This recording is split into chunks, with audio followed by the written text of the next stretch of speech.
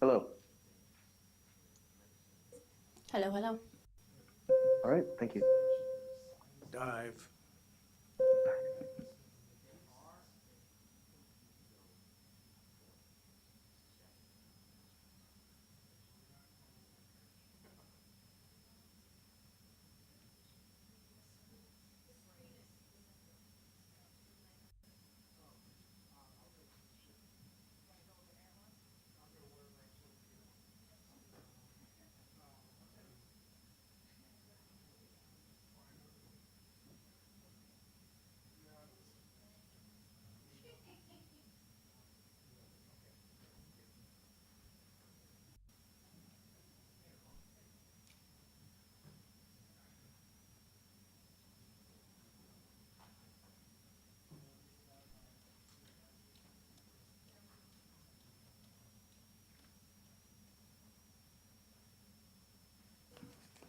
All right. I think we're ready to. Good evening. We are going to call to order the special meeting of the Sonoma City Council, Wednesday, December the 18th, 2024, 5 o'clock p.m.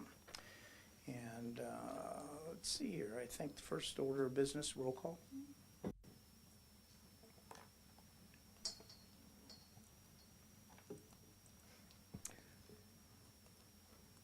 Let's see. Councilmember Dean. Present. Vice Mayor Farrar Rivas. Present. Councilmember Lowe. Present. Councilmember Wellender. Here. Mayor Gurney. Present. Thank you. All right, thank you. It's nice to have everybody here. Item number 2 on the agenda is public hearing, and this is a presentation and public hearing regarding City of Sonoma's transition to by-district elections. And I'm not sure who's making the report. Ms. Gates? Or is that deferred to Mr. Rudman? I'm going to give a brief presentation or a brief introduction, and then the presentation will be provided by our consultant. Okay, thank you. All right. So good evening, Mayor and City Council. At its special City Council meeting on December 4th, 2024, the City Council adopted Resolution 98-2024 to initiate the transition from an at-large election system to a district-based system. Although there is no evidence suggesting Sonoma's current election system violates the California Voting Rights Act or any other law, the city has chosen to transition voluntarily. This proactive approach aims to mitigate the potential risk of legal challenges similar to those faced by other cities across California. The resolution also included authorization to retain the services of a professional demographer to guide the city through the process. After the review of 3 proposals, the city manager selected the redistricting partners to fill this role. Redistricting partners will work with the City of Sonoma in conducting these presentations, gathering and documenting public input, and utilizing these hearings as a means of initial criteria for drafting maps and amending these maps that have been produced. Paul Mitchell from Redistricting Partners is here to conduct the first of the 5 public hearings tonight.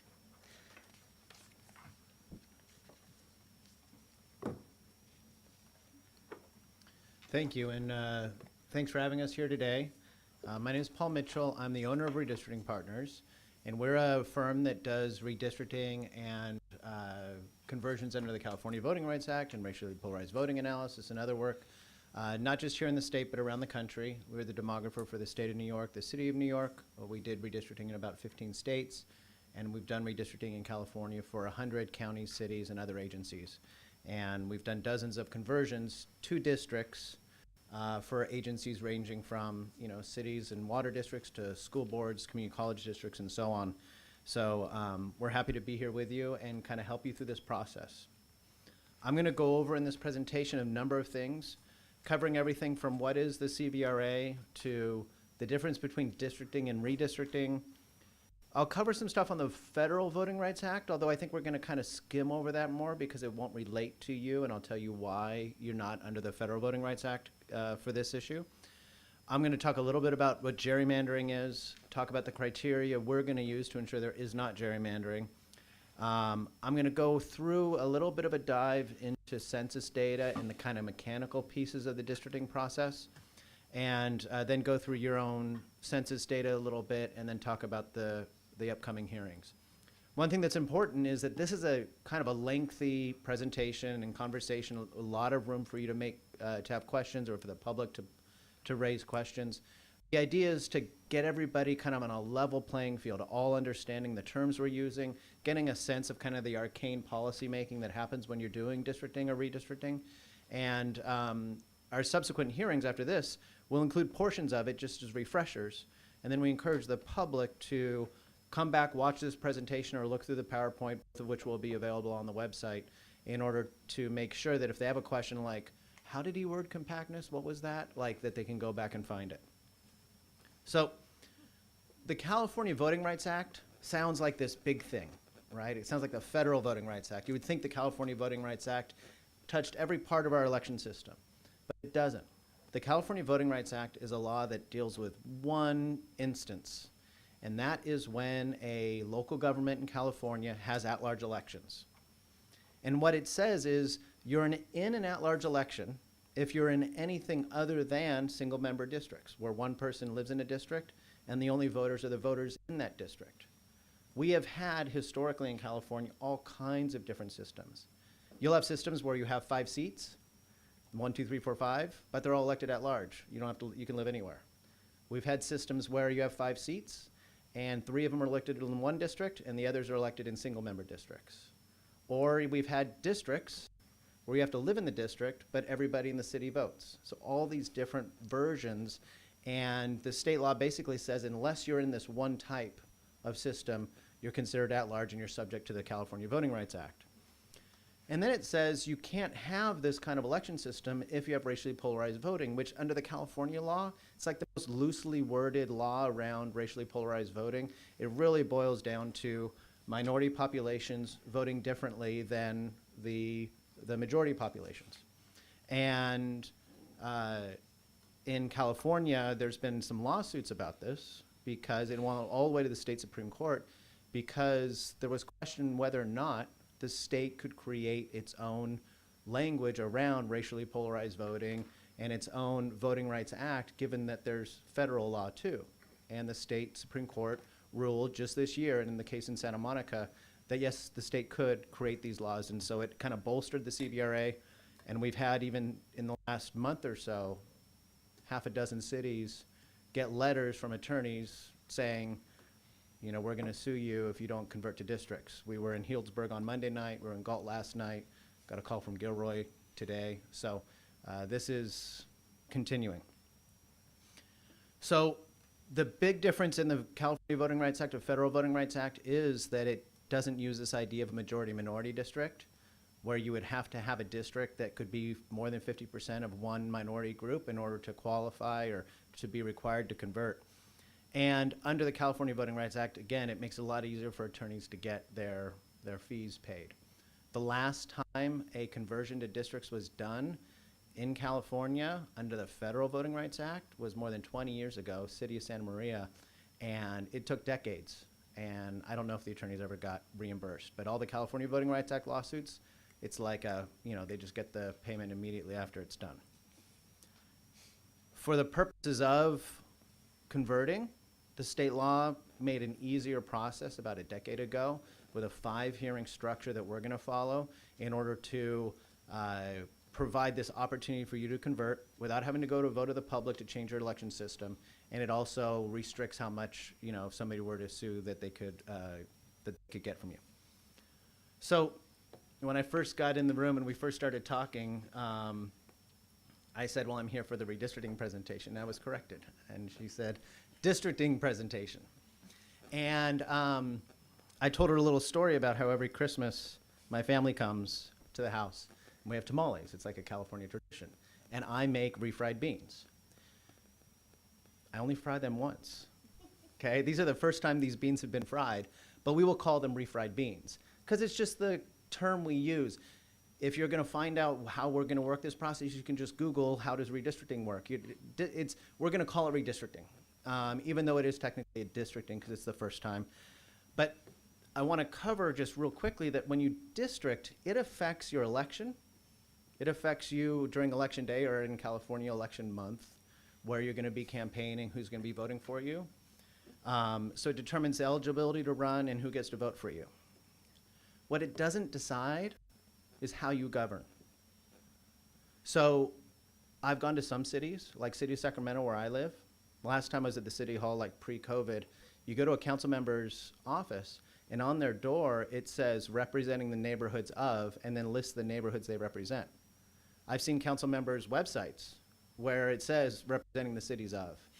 And then I've seen people even with their business cards, council members, and it says representing the neighborhoods of such and such. I've seen other cities where they come in and they just say, look, we got elected in these districts, but we're going to represent the interests of the city as a whole. It's completely a culture issue. There's nothing in the CVRA that says once you get elected in the district, that has to be your only focus. So I just like to lay that out because sometimes the public is concerned about that. Like, we get to elect 5 people and they're all caring about our issues. What's going to happen if we only get to elect 1 person and we only have 1 person to go to bat for us, as an example? And it's really not like that. The culture of the city council, if you work well together, will continue to work well together even if after you've converted to districts. So let's get into real quick just some of the basics of redistricting and some of the concepts. First off, when you're in districts already and you have to do a redistricting, the number one thing you're trying to do is balance population. Because as parts of a city grow and other parts lose population, those shifts literally mean that somebody's votes are getting weakened or strengthened, or somebody's ability to get access to their local government is getting weakened and strengthened. And one of the most severe examples of this, I did a redistricting in Santa Barbara for a community college district. They had not redistricted ever. The community college district was established 50 years ago. It was established by bringing together different areas of they used to be related to high school districts. And they had one district where there was 12,000 voters and another district where there was 100,000 voters. So literally, the voting power of the person in the 12,000 person district was 8 times greater than the voting power of somebody in a 100,000 person district. That's unfair. And if somebody from the 100,000 person district wanted to deal with an issue, they have to take themselves and 7 of their friends to have the same power as somebody who just walks in from the 12,000 person district by themselves. So the idea of redistricting is equalizing both of those functions, the voting power and the ability to have a representative. And so in this process, we'll be talking about drawing districts that are equally balanced in terms of population, and we'll be doing it in order to make sure that everybody has fair access. So the Federal Voting Rights Act, I'm going to cover this quickly just to get through it in case people have questions later. There's 2 things that traditionally have impacted redistricting. The first is Section 2 of the Federal Voting Rights Act has to do with majority-minority districts. So when you see state redistricting or other redistricting around the country, you'll see people talk about Section 2 of the Federal Voting Rights Act. And we don't have the ability here to create majority-minority districts. We've already looked at the data. There's just not enough Latino population or other populations to create that. The second is this thing called preclearance under Section 5 of the Federal Voting Rights Act. It's another Federal Voting Rights Act that affects redistricting, but it's been made inactive by the courts. One of the reasons why you're not going to be under the Federal Voting Rights Act when you're doing this, and it's not going to be Federal Voting Rights Act issues, is because there's 3 tests in the Federal Voting Rights Act, and the first one is that you can create a majority-minority district. Since you can't, then the second and third don't really matter. You have to be able to pass all 3 of what's called the Jingles tests. So I think the one thing I want to focus on this slide is that you don't have a minority population that qualifies under Section 2. But there's another aspect to this, and that is that the Federal Voting Rights Act requires that when you do redistricting, you don't dilute the minority population's ability to elect a candidate. But also at the same time, you're not allowed to draw districts solely based on race. So in this conversation, when we're drawing districts, we will talk about the percent Latino, Asian, African American in any given districts. All the maps will show that. But it's not okay for us to say, hey, can you make that district more Latino? Those words could imply that the predominant criteria that you're using to draw a line is simply the race of the people, as opposed to their community of interest, as opposed to the services that they need in that area, as opposed to socioeconomic factors, as opposed to other legitimate reasons to draw districts. So even with Federal Voting Rights Act, there's a kind of a dance that we have to kind of sometimes bounce off of the attorneys about how districts are drawn when it comes to race. So whenever I get in like an Uber and somebody says, what are you doing in this city? Who do you work for? I'll say I do redistricting, and they always say like, oh, gerrymandering? Like that's the only thing they've heard of, right? It's like what they know. And this is a political cartoon from over 200 years ago. And Governor Gary, so if you're really a redistricting nerd, it's gerrymandering. And this plan was a plan of the state Senate, and Elbridge Gerry is known for this act, the signing of the bill that created this redistricting plan. He was a signer of the Declaration of Independence. But he's always known just for this map. And this is old-timey. It's, hundreds of years ago. Nothing like this would be seen today, except the last time the legislature got to draw the redistricting lines. And this is Kevin De Leon's state Senate district. And you can see, just like the original gerrymander, it's got some wings, it's got some talons, it's got a head on top. I just put that in there as a little bit of levity, but the fact is that gerrymandering does still exist. The State Redistricting Commission in California has done a real great job of drawing lines without gerrymandering, but we see it in other instances. And how gerrymandering works can be seen by looking at this graphic real quick. This is something that I got out of a college course on civics that dove into redistricting, and it said for an assignment for students to draw 3 districts. And most students would draw something like this: 3 horizontal districts or 3 vertical districts. And in either of those constructions, you would be creating districts where one district is dominated by the green voters, and then the other 2 are dominated by the yellow voters. But somebody with kind of maybe some other intent might draw this. And magically, now they've created districts where 2 green districts and 1 yellow. That's essentially the way that districts are drawn to manipulate through gerrymandering who can get elected. And usually what we think about is partisan redistricting, partisan gerrymandering, where you're taking those smaller groups of Republicans in one state controlled by Republicans, and they're making sure there's more Republican districts, and in a Democratic state, they're doing the same thing for Democrats. And that's not allowed in this process. We cannot use partisan gerrymandering. Even though the federal courts have taken their hands off of partisan gerrymandering and said that you can't adjudicate partisan gerrymandering cases up to the federal Supreme Court anymore, they did say that states can still impose limits or bans on partisan gerrymandering all they want. And the California legislature has done that, both at the State Redistricting Commission and in local redistricting. Another type of gerrymandering is racial gerrymandering. We still see active participation in the courts against racial gerrymandering, but even that might be getting weakened in this current Supreme Court. A third kind of gerrymandering that isn't talked about as much is incumbent gerrymandering. That's the kind of gerrymandering where you see a district goes all the way down, and there's like a diving board that goes out to somebody's house, and the district comes back, and then it continues all the way down. We've seen a lot of that, and a lot of it in local redistricting. We had a local redistricting I saw where a district went down the 99, then cut across the 99, took in 1 house, and then came back, and then just continued down the 99. We did a redistricting in Ojai, where when we went in to look at their maps, we're like, that's weird. You have 3 districts that all meet in 1 census block that got split 3 ways. It's like, why is that? And they said, well, because the 3 incumbents all live in that same housing development. And so they had to split a census block to put 3 council members into their district. The state law disallows that.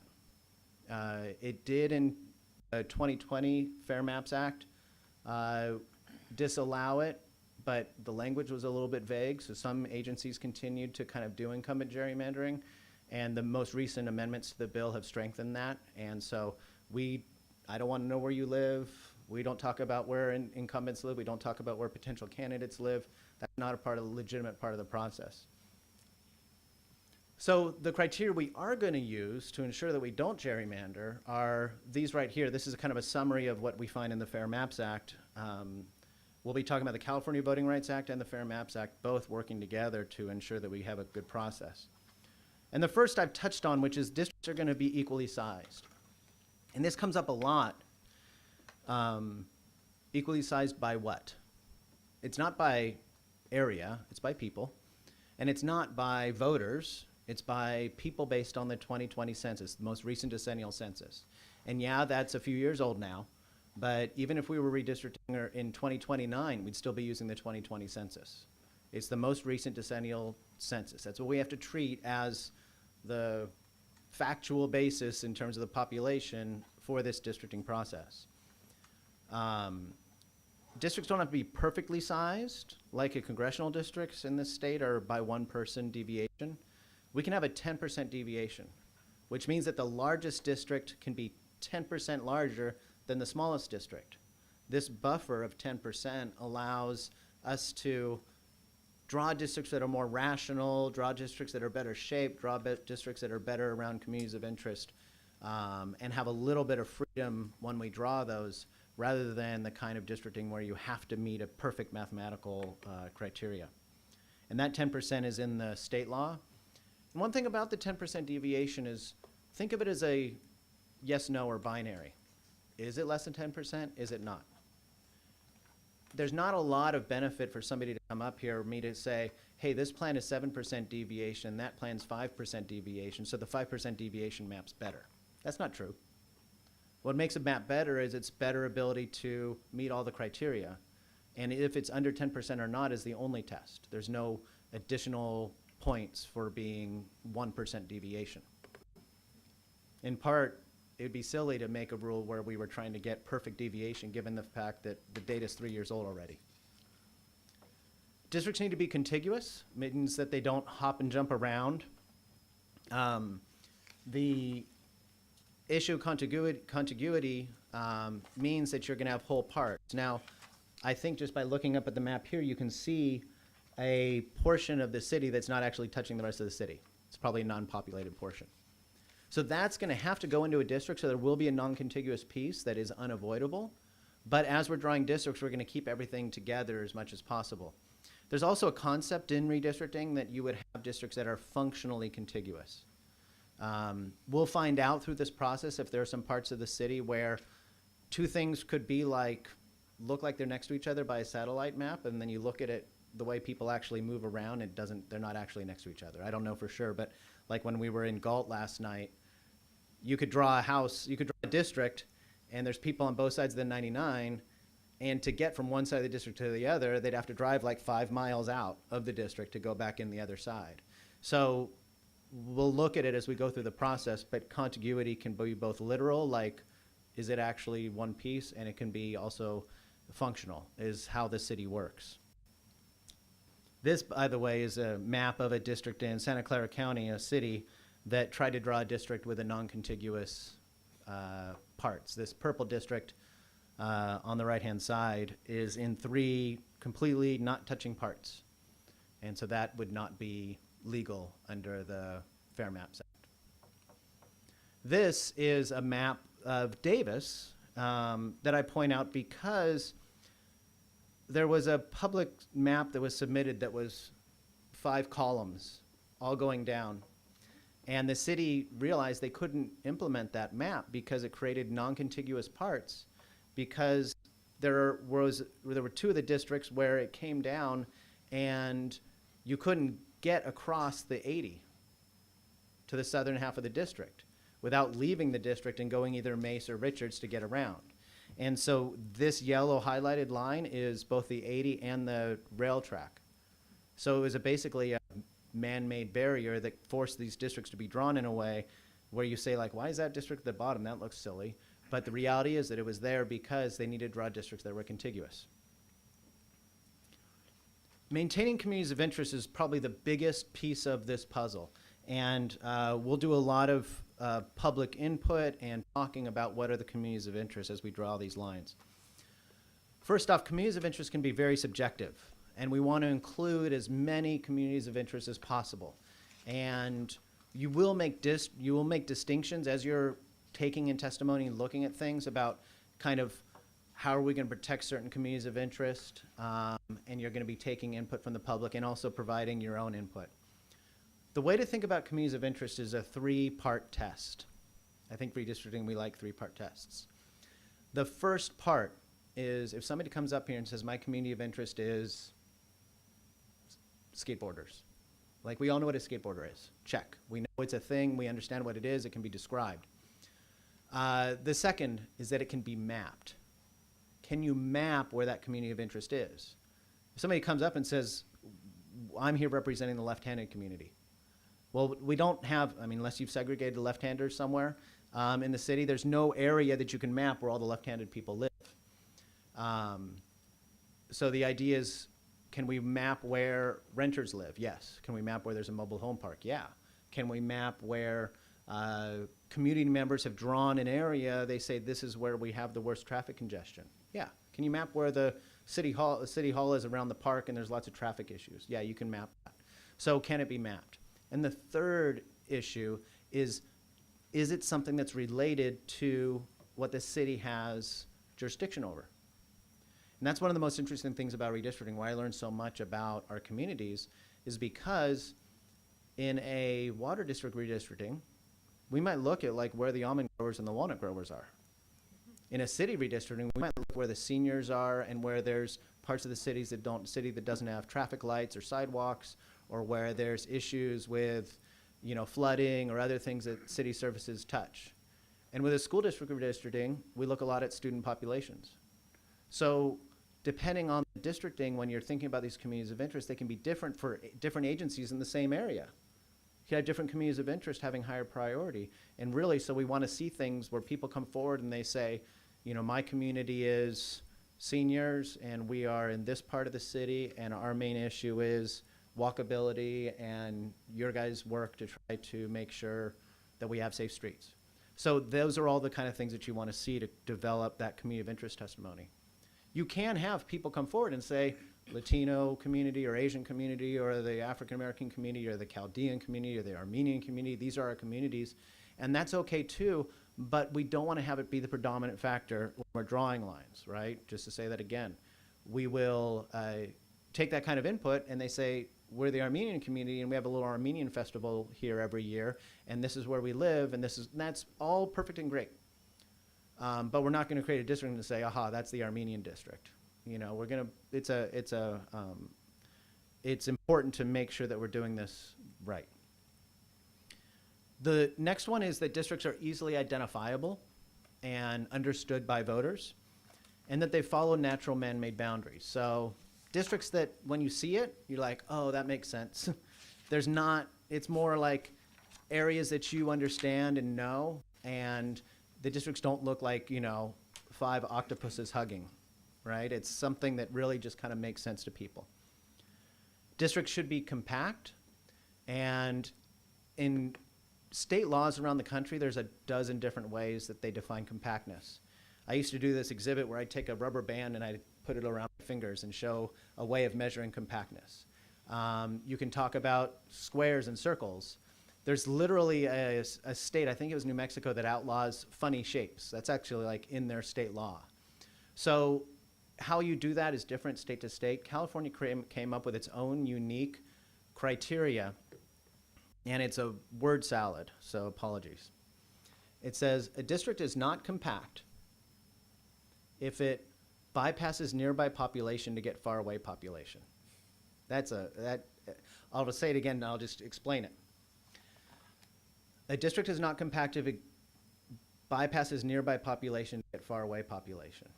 So it'd be like if we started a district with Jennifer and David, okay, and then we went out and around to Sandra and John, and we bypassed these 2 individuals here to get to people that were further away.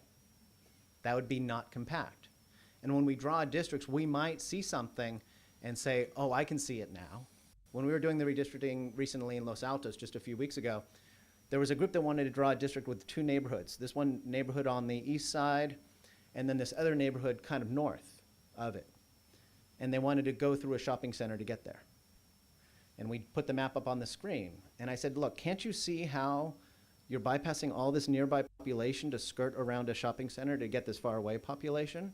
And they said, oh, yeah, I can see it. That's what's not compact. That's what the definition means of compactness, is that you're not getting far away population and avoiding nearby population. So we'll go through that as we see districts. And I want to show an example of a city council. I don't think they're offended that I always use this city in our presentations.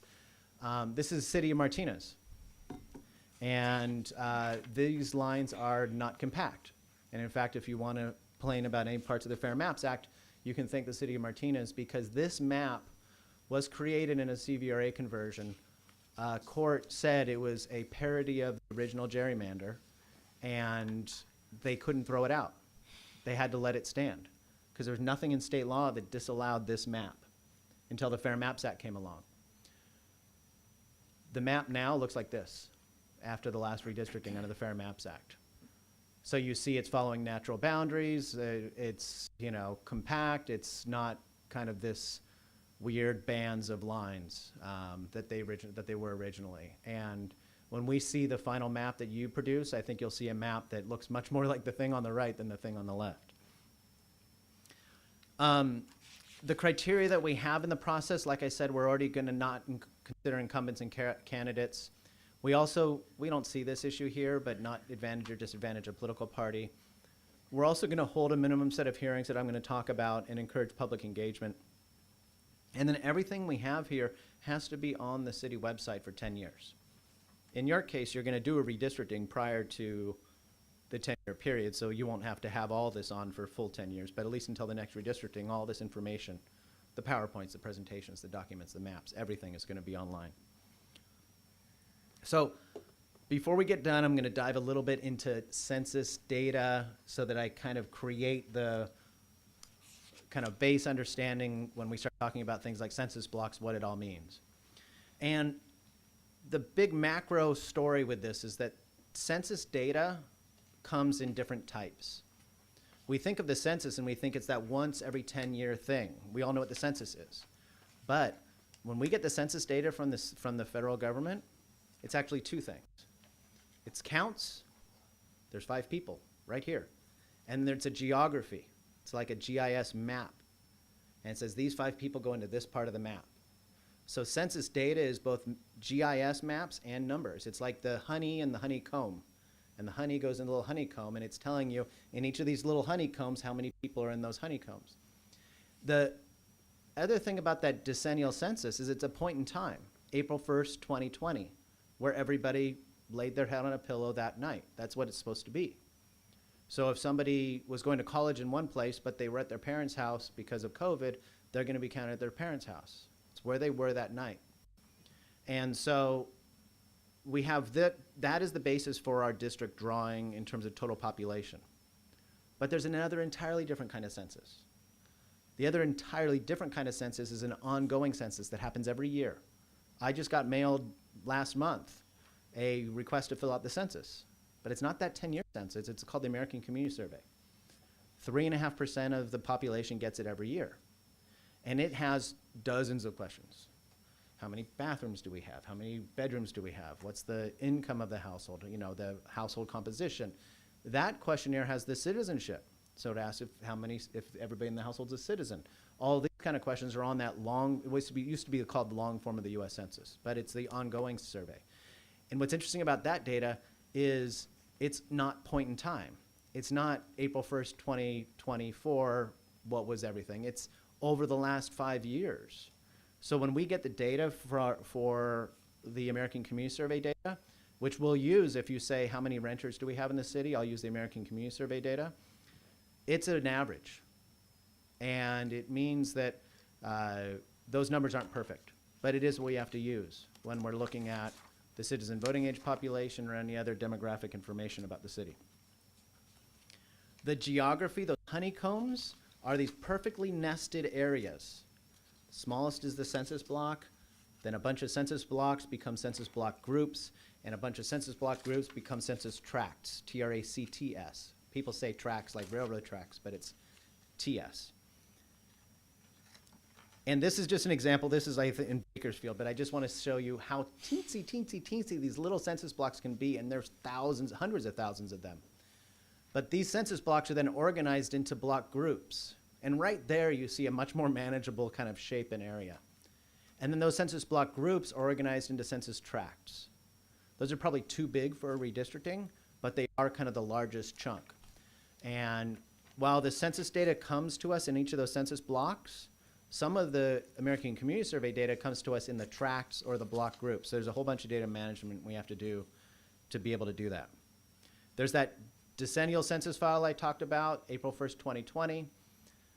The one thing about that is there's a slight modification to it that the state does before we use it. And what the state does is it reallocates prison population. The reason they do this isn't because of how it affects you, it's because of how it affects Kern County or other areas that have big prison populations. The prison populations in Kern County used to allow them to get more members of Congress in the Central Valley because they counted all these people that weren't actual voters and weren't really living there except for their incarceration. And it was not equitable for the rest of the state.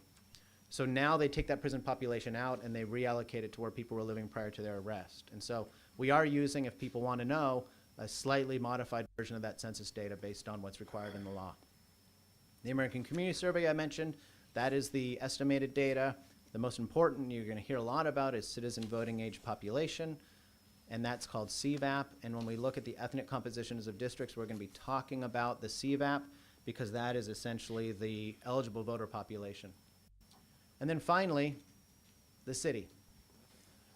So this is a map that we've started working with. We'll make sure with the city that if there's any recent annexations or there's anything that is off, we will adjust it. The census is what provides this to us, and we've seen in a number of cities, even Napa when we did that recently, that they have still errors in the census data for some cities. But we'll work with everybody to make sure that's exactly right. And you can see, by the way, there's at least 2 islands. So there's 2 non-contiguous pieces on there, and I only see one of them on that map, so we'll figure that out. This is the data table that we're going to be using, and it has 2 parts. The top part is the decennial census data, and that shows your total population just under 11,000 based on the 2020 census. The second data table is the citizen voting age population, and that shows right around 9,200 people who are potential eligible voters, over 18 citizens. Now, when we have 5 districts in this, it's going to be 5 columns. Since we only have 1 district, the citywide, in this map, it only is 1. And you'll see that as an example, the Latino population in the city is almost 20%, 19.3% in terms of the decennial census, that whole count. But based on the citizen voting age population, that drops to just under 11.5% because it's not counting non-citizens, it's not counting kids. You can see other small populations for Asian and Black, but you're in a community that's predominantly white. The white is under the other category. Other in this data set is white, Hawaiian, or Native American Indian, Native Alaskan Native. So that is why it's called other, but essentially that's the white population, 85% of the city population. So we have in here, this is, I want to double check that, is that right? So are we going to be doing 5 seats or 4 seats and an elected mayor? We don't know. Okay. So if it's 4 seats, each district's going to be 2,700 people approximately. If it's 5 seats, it's going to be 2,100 approximately. So these districts aren't going to be large. And when you see that number, it's going to be fewer than that is going to be the eligible voters, even fewer than that's going to be the actual registered voters, even fewer than that's going to be the actual voter turnout. So you're going to have areas that have a lot lower voter turnout numbers in total than you have a citywide election. And that's just a function of when you go to districts. So the schedule that we have starting where we are today, this December 18th, this is the first hearing. You can see in parentheses it says pre-map. This hearing and the next hearing, we're not going to present any maps. The public can start creating and submitting maps, and we'll work with you on how to essentially facilitate that public engagement. But we're not going to draft any maps until the 3rd map hearing. That's going to be February 19th. That 3rd hearing where it says post-map means that we'll be coming with maps that we draw, like a map A, B, and C, will also have maps that anybody in the public has drawn. And every one of those maps will have the same treatment. It'll be PDF, you'll have the district-wide map, or the city-wide map, you'll have the data tables, and you'll have individual pages for each district so that you can look in it a little closer. And for each map, we'll also have like a web tool where you can zoom into a street on the web, and you can also search an address or anything you want on that tool. The fourth hearing is kind of the most important hearing. And why I say the fourth hearing is the most important hearing is because that's your second hearing reviewing maps, and the goal of the fourth hearing is to cull down the number of maps to maybe 1 or 2 that are going to be considered at the final hearing. The final hearing is when you'll adopt a map. The reason that we like to have the selection of maps narrowed down to just a couple or maybe 1 is so the public knows what it's giving input on.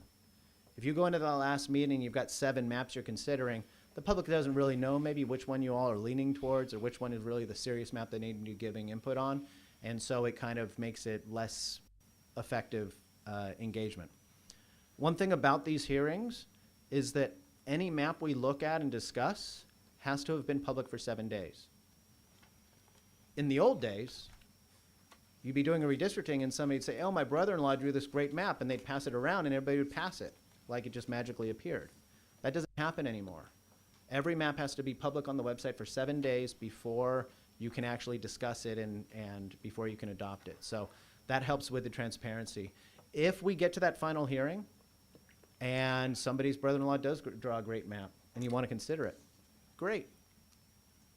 We'll put it up on the website, give at least 7 days for it to be public, come back and have a 6th hearing in order to adopt a map that's been public for 7 days. So there's really no way around it. It doesn't limit you in your options. It just means that you can't pass a map that hasn't been public. And with that, I'm happy to take any questions. I know that we have kind of a timeline of about 20 minutes before we need to close down, and if necessary, we can go back into the other council meeting. All right, Paul, thank you very much. That was a presentation. I'll open it up to questions from council of our consultant. Are there any? Mr. Wellender? I'm curious, is there an obligation to redistrict after a period of time? Every decade. Every decade. And that is not going to be extorted like we currently are being extorted, but it's just when the 10 years come, we have to do it. Every year ending in a 1, essentially, you have to redistrict for the election. So you'll have to district before 2032. Yeah. So it'll be 2030. 2031, you'll redistrict. The data will come out, well, last time it came out late, but the data should come out in the fall of 2030, and then you'll redistrict in 2031. And just out of curiosity's sake, when you look at that Sonoma map, and you look at when you hear about some of the influences on how maps are created, and talked about physical lines, whatever, features, site features, to me, at face value, it doesn't seem to be rocket science. You got a highway, you got east-west, and so I'm curious, has it just evolved, become complicated because it needed to be complicated, or has it become complicated because of threat of lawsuit? I'd say both. A lot of redistricting laws are based on legal decisions, and then laws are created to codify the legal decisions. It's a very litigious area, redistricting is.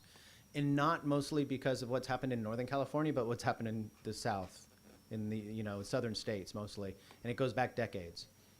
Yeah, you could take a city like this and see, oh look, we could just create 4 quadrants. A northeast corner, southeast corner, northwest, southwest, done. And the challenge would be that if you did something like that, it might definitely meet the criteria of being understandable to voters because they would see it and say, oh, okay, that makes sense. But what if, as an example, you had a mobile home park and that community was really important and they were loud and they came to the city council meetings and they really were active and it accidentally drew them into 2 districts? You'd say, well, okay, we're going to do the quadrants, but let's keep that mobile home park together. Now you're no longer in quadrants, you're in some modified version. And then somebody else comes forward and says, well, you've now have the downtown, that park area. You have an area downtown that probably has pretty unique issues relative to the areas on the outskirts of the city. And that downtown area might say, we don't get the attention we need because we're split up into 4 or 5 council districts. We should be in one council district to ourselves. And so you slowly slip away from like that ideal looking map once you start considering how the drawing of districts might divide communities of interest. And it becomes an iterative process. And my last question is that when the reality of Sonoma being 2.7 square miles city limits, what was Galt? Oh, I don't know their square mileage, but it's small. I mean, the most similar to this, we were in Healdsburg on Monday, and that's, 14,000 people. It's pretty Right, small. Right, right. And so the magic number is 4 districts. It can be 3 districts. It And if can't, so- yeah, sure. Okay. You can do 4 districts and a mayor. You can do 5 districts. You could actually increase your council members. You could do 6 districts and a mayor. You could do 7 districts with with a rotating mayor. So you can actually, in this CVRA process, change the number of council members, change your election structure. But outside of this process, you can't say we're going to do 4 council members and a mayor, and then 2 years from now say, oh, now we're just going to vote to have 5 council members again. It's like a one-time deal under the CVRA to make these changes. Anything else you want to do in the future to adjust your election system would have to go to a vote of the public. So keeping it simple, again, just simplistic thinking.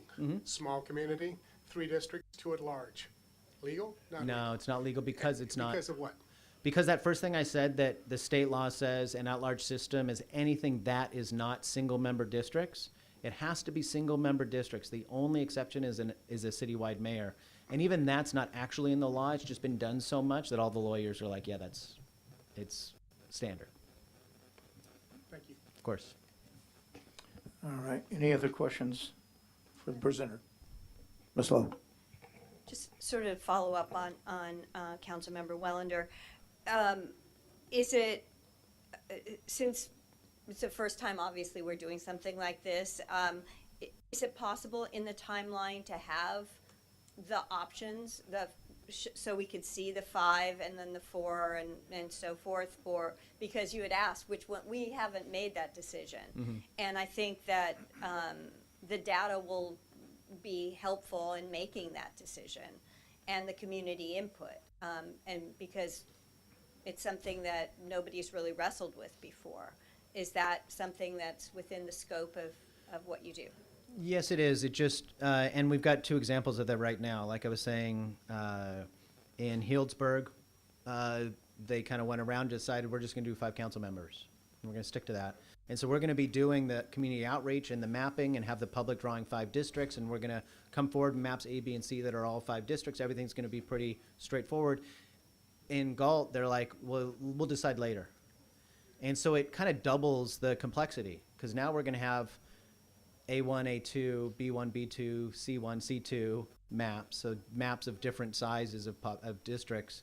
And then community members maybe not sure which ones they're supposed to be even having input on. And so it does complicate it. It takes a 8-sided die and makes it a 16-sided die. But to follow up. But it's within the if I scope of may. what we do. Like, we do it. Yeah. It's just, It could be that after the second hearing, the community input is such that it favors one or the other, in which case we could, make it less yeah. complicated. There's nothing in the code that says you have to decide by this time. It's just Okay. that our experience is the sooner the better. Gotcha. Thank you. All right.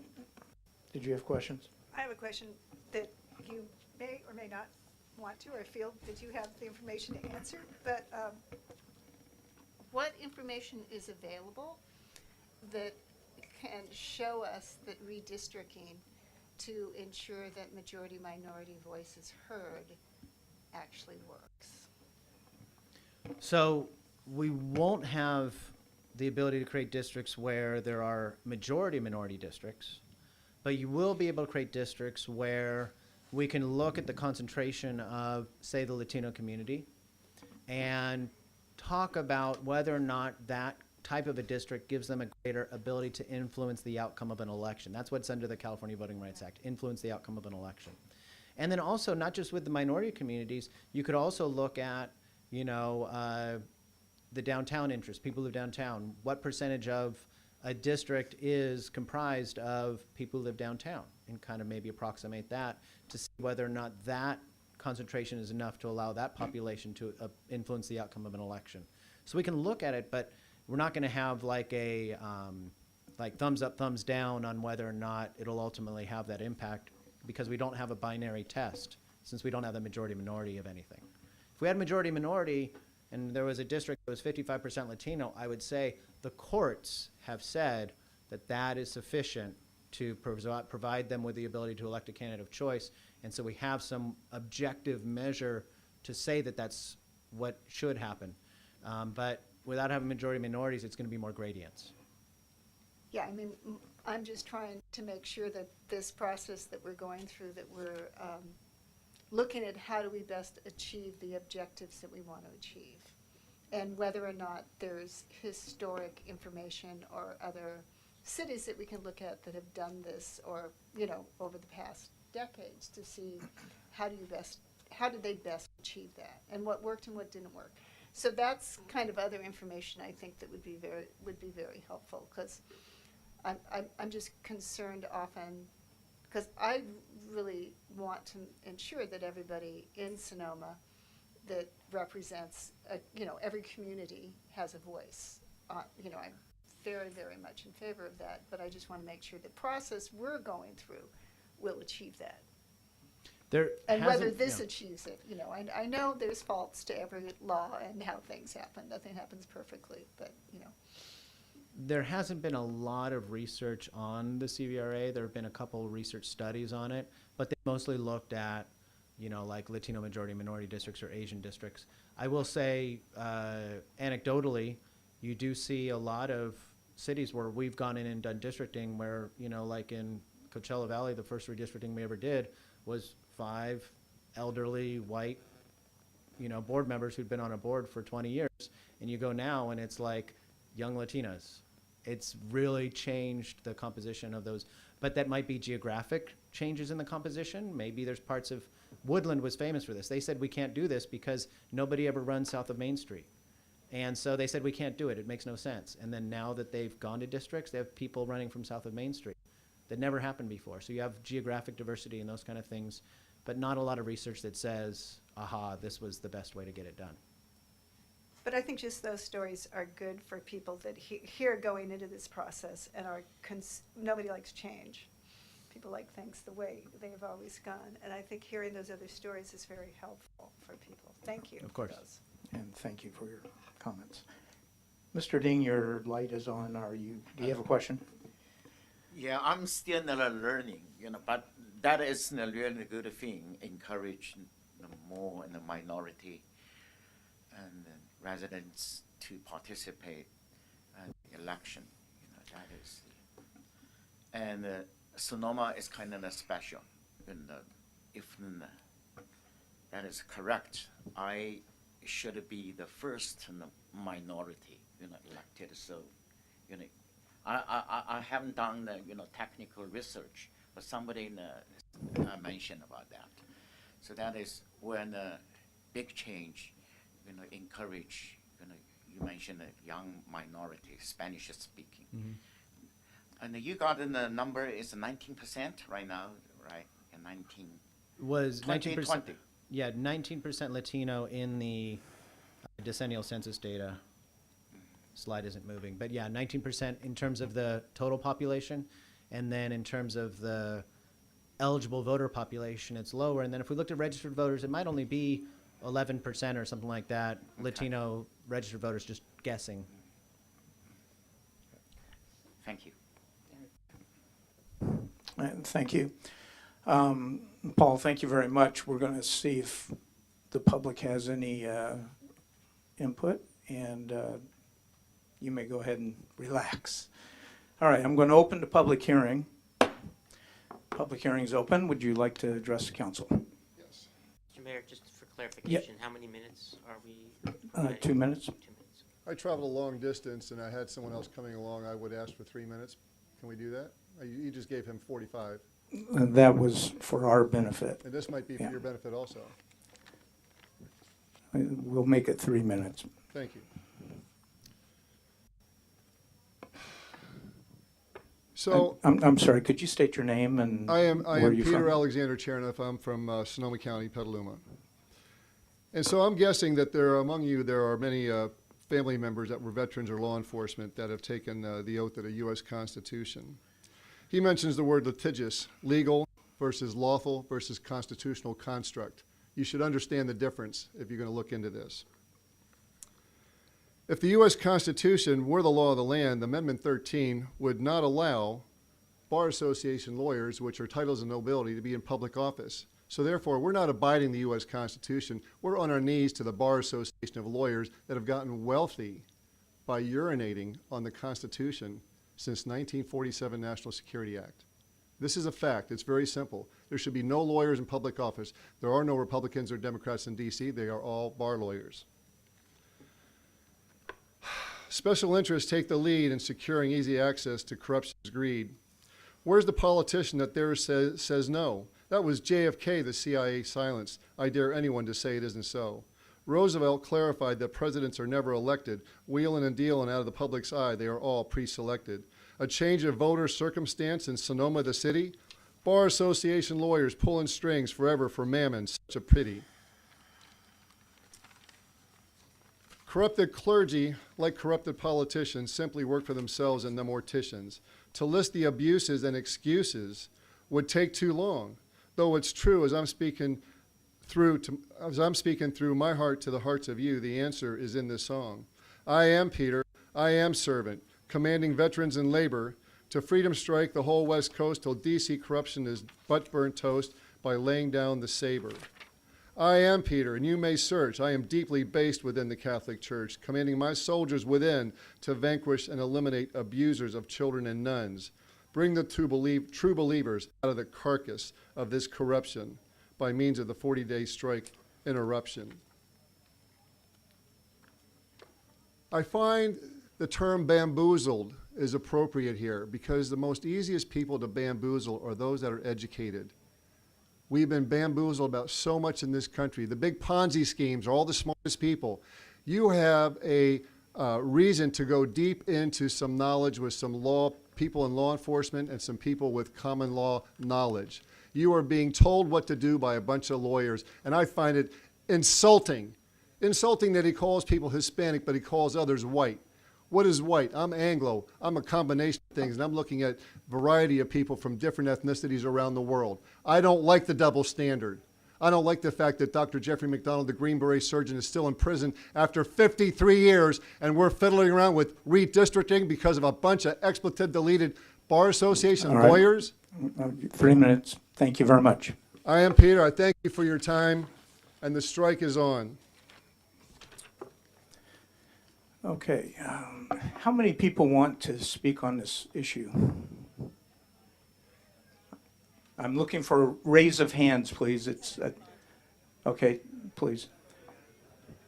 Confirm nobody else is interested in speaking on this issue. No.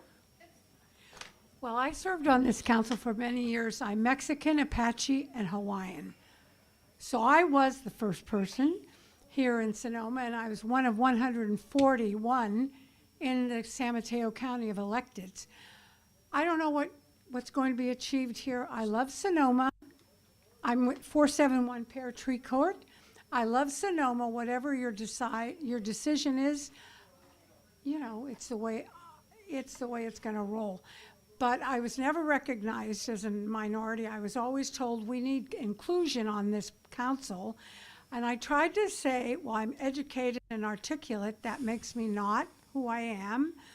So it's just kind of a weird thing. But I think it's great. And I love Jack Ding being here as well. Bye.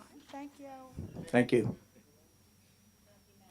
All right. Anybody else wish to speak on this issue? I will close the public hearing and return to the council.